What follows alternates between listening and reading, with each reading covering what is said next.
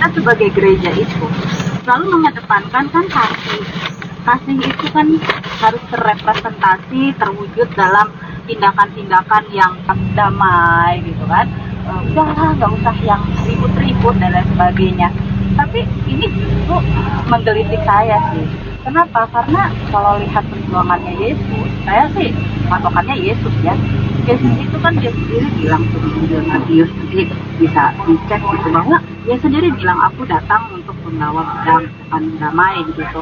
Tapi dalam perjalanan kehidupan dan pengajarannya Yesus, yaitu karena mempertaruhkan atau bukan ya, karena dia memperjuangkan yang benar menurut kehendak Allah, dia itu akhirnya kemudian mendapatkan hal-hal yang tidak menyenangkan. Tapi itulah perjuangan Yesus. Maksud saya kalau tadi ya, kembali lagi, kalau hanya sekedar punya lahan dan lain sebagainya terjadi dengan langkah damai dan nggak ada lagi penolakan, nggak ada lagi tindakan-tindakan yang menyakitkan, itu oke, itu baik.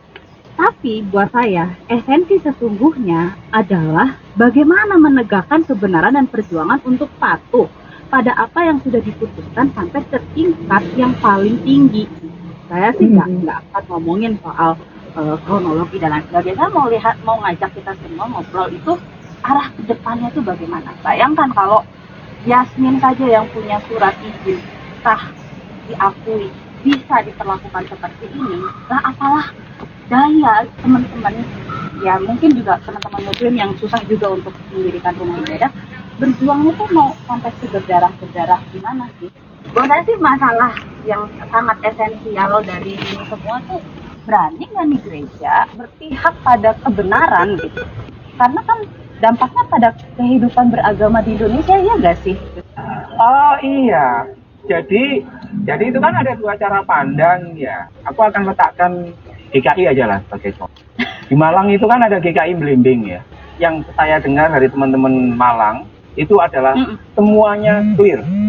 Perizinannya clear, ke pengadilan dan lain sebagainya clear. Tapi ada resistensi dari warga.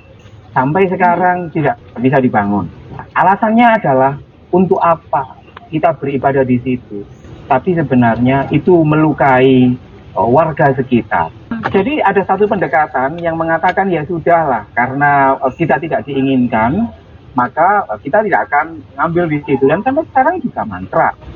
Karena dibiarkan begitu saja, maka itu menimbulkan kesan di banyak orang Islam bahwa bahkan ketika kamu, wahai orang Kristen, sudah punya IMB pun, sudah berkekuatan gereja, berkekuatan secara pengadilan pun, kalau aku nggak suka, aku bisa tolak itu, meskipun itu mengangkangi hukum. Bahwa kalian mau kok aku injak-injak.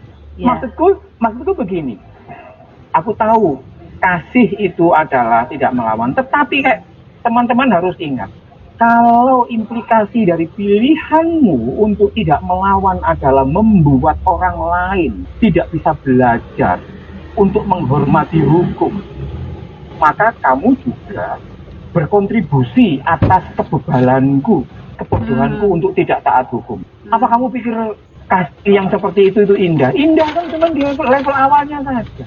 Kalau kamu membiarkan, kalau kita membiarkan intoleransi tidak bersuara, maka sebenarnya dan memilih untuk diam, sebenarnya itu pseudo kasih, begitu loh. Kasih yang lamis, kasih yang lamis, kasih yang lamis.